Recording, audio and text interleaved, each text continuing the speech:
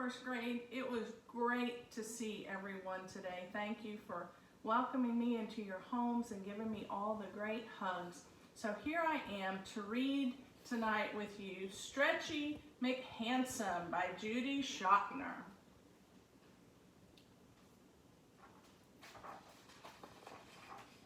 The McHandsome clan was lively and large. They lived in a box with no one in charge. There was Fergus, McDougal, Benny, and Roy, Rue, Jamie, Callie, and Joy. And then there was Stretchy, the butterscotch boy. Now, Stretchy was different in more ways than one. He was stretchy and handsome, a soft bundle of fun. He could do the what, the drop and plop, the do-dat, the snaky, the tube sock, and the Mr. Twister. He was Tom of the Tumble Club, Lord of the Flies, cuckoo on catnip, a hugger of trees. One eye was blue, the other was green, and around his dear neck hung a stinky sardine. But it wasn't always easy to be the baby of a brood, a rough, tough feral puffs, cantankerous and rude. There were many disagreements over food and where to sleep, and Stretchy always landed on the bottom of the heap.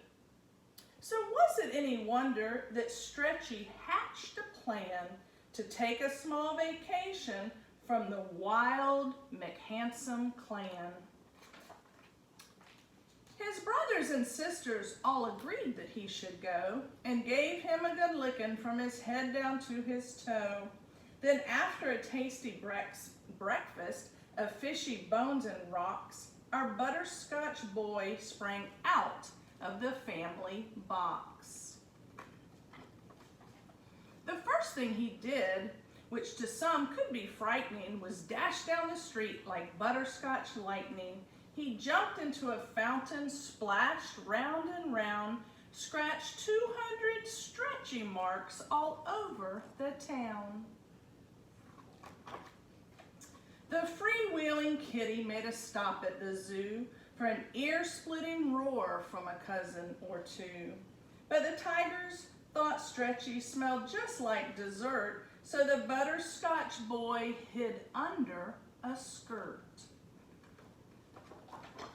Until, that is, he spotted a mouse, which he chased down a path and into a house, where a hungry old woman, most pleased with her guest, attempted to eat the sardine on his chest. Stretchy escaped with his tail all a-kamboo to soak up the sun in an old bookstore window. On the sidewalk outside, all squeezed in betweeny, stood a lass named McBride, a real sweet human beanie. She had unusual looks, wore the ears of a kitten, and around her wee neck hung a wild woolly mitten. When Beanie saw Stretchy, it was love at first sight. She raced into the store and squeezed the cat tight. She ruffled his whiskers and butterscotch fur. He replied with a nip, a lick, and a purr. In a matter of minutes, the pair were both smitten. They traded two things, his sardine for her mitten. And then what came next was so utterly fetching, without breathing a word, they both began stretching. At the very same time, back at the box, McDougal found Stretchy's collection of rocks. It made them all wonder where Stretchy was at, 'cause it's scary out there for a wandering cat. Then every McHandsome handsomely hissed as they set off in search of the brother they missed.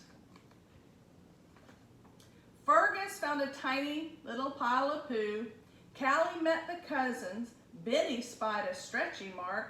Rue discovered dozens.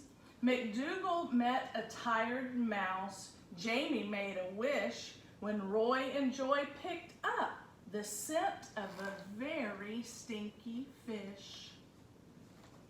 A tiny bit later, a girl and a cat were riding a seesaw and having a chat. While 2 streets away, 8 noses were seen, sniffing the air for a stinky sardine. By late afternoon, the girl and her kitten had fallen asleep with a fish and a mitten.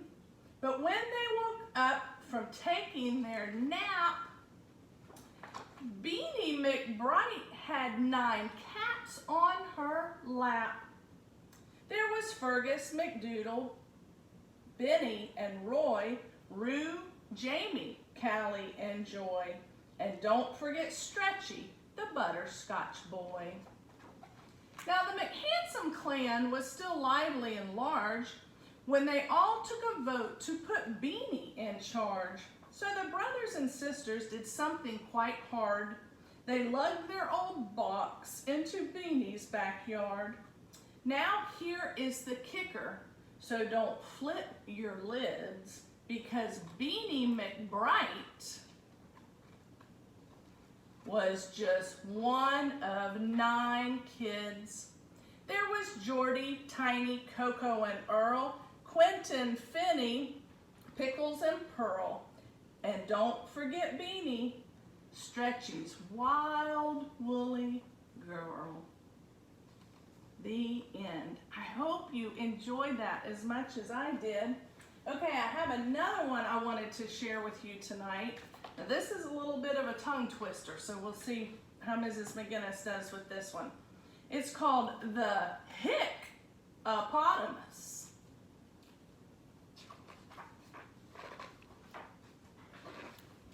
Hick, hick. There was a hippopotamus who hiccuped quite a lotamus, and every time he got a muss, he'd fall upon his bottomus. One day he saw an elephant with cakes of green and yellowfant. He tried to tell her, hello-ophant, but it didn't go so well-ophant. She chased him toward a centipede, pouring new cementipede. He hicked by accidentipede and tripped the elephantipede. Then ran near a rhinoceros with minty dental flosserus. His string went all crisscrosserous, and that was the last strawcerus. They tried to find a therapy, some cure which they could share-a-pee, a what or why or where-a-pee, to stop this long nightmare-a-pee. So they wrapped him round with licorice and spun him very quickerish. They secured him to a buffalo and made him huff and puffalo.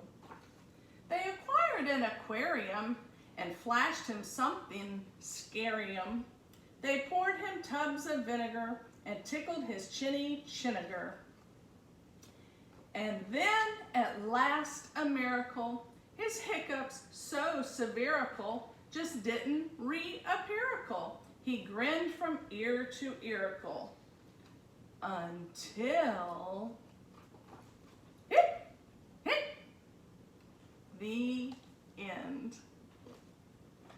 So one last thing I want to share before we say goodnight and your parents tuck you into bed. Just wanted to share with you, when you were little, did someone big ever carry you? They probably still might sometimes, don't they? Did you rest your head on their shoulder, lean your whole weight on them?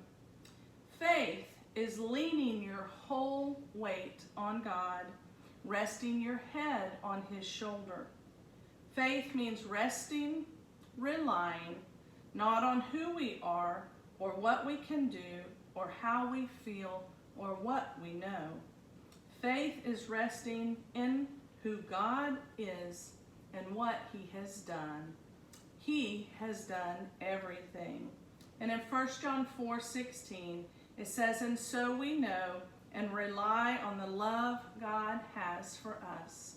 So boys and girls, as you lay your head down tonight, rely and know that you can rest tight for the love that God has for us.